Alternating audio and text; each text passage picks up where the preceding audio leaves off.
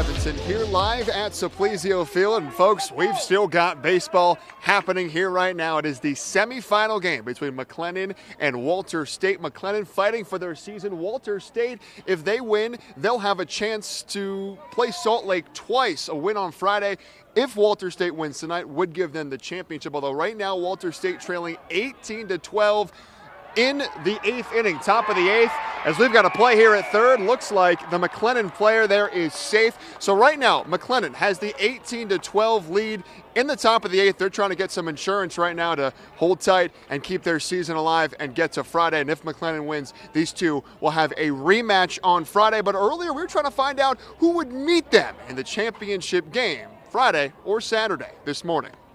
Game 16, Salt Lake and Lakeland. One of these teams is going home, and the Salt Lake Bruins don't want it to be them. Jalen Seward with a crack right down the left field line. That's a 2 RBI double as Salt Lake is up big in the 7th.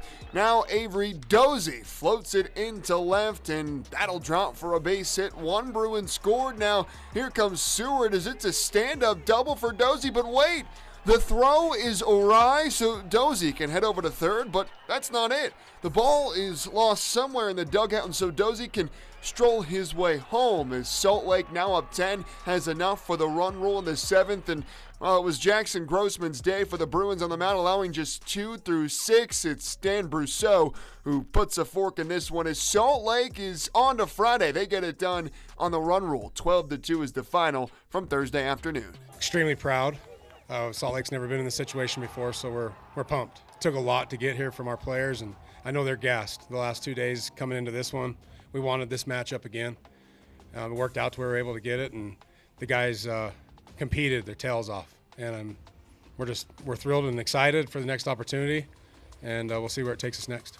Huge congrats to the Salt Lake Bruins for winning the rematch over Lakeland and moving on. But man, the Lakeland Lakers were so fun to watch, so fun to be around. We are going to miss them in GJ. And after the game, the emotions poured out for the Lakers. I mean, it's once in a lifetime. I mean, obviously every year you come into the year and your goal is Grand Junction, whether it's you just want to get here. And we've been through lots of ups and downs, and it's just a testament to the grit of our group, and it's been awesome. I mean, you can't really ask for a much better experience. So I'm glad I got to do it with my lifelong brothers. Listen, this is the coolest experience of my life. I know the players feel the same way. One of the coaches that I know from Illinois that's been up here said it's Disneyland for coaches and players, and it truly was. It's in my opinion, it's mini Omaha. I've been there as a fan. I haven't been there as a coach. And one of the coolest parts is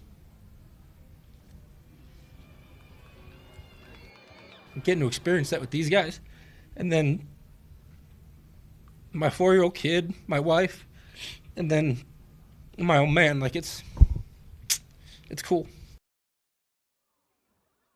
Yeah, you can just tell how much this means to those guys. We're certainly going to miss Coach Godinez and those wonderful Lakers, but what a victory for Salt Lake. Meanwhile, we had plenty of festivities before this game today, and then once the game got started, well, we had plenty of action on the field as well.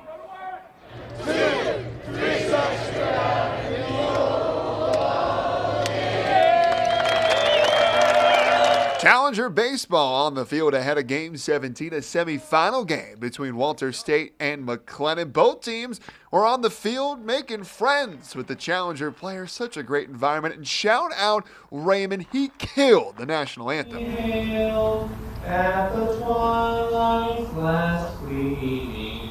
With no stage too bright for Raymond, and only fitting that we have a beautiful rainbow overlooking Simplesio for this huge game between two teams that can hit.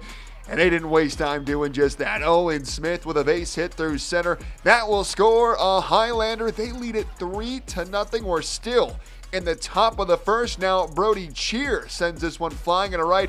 Nice attempt to make the grab, but that drops. Tack on another for McLennan. 5-0 in just the first half inning, but Walter State was the top hitting team in the nation, and this man, Tyler Myatt, well, he is showing why he led the nation in home runs, his 30th of the year and his first at Simplesio Field, a 3-run shot It's now 5-3. But of course, here is the McLennan response. And, well, it is something. After McLean Helton sends this to the warning track, Marcus Smith sprints home and he's safe. Now here comes Denton LaChance. He slides and the ball gets away from the catcher. Likely would have gotten the tag, but instead, Helton now makes his way home. So that is a triple for Helton and an error by the catcher. However, you score it. That makes it 8-3 McLennan over Walter State.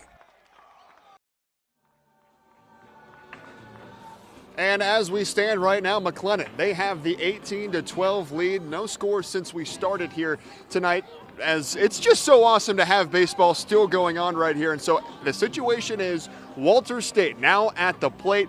Bottom of the eighth is set to begin.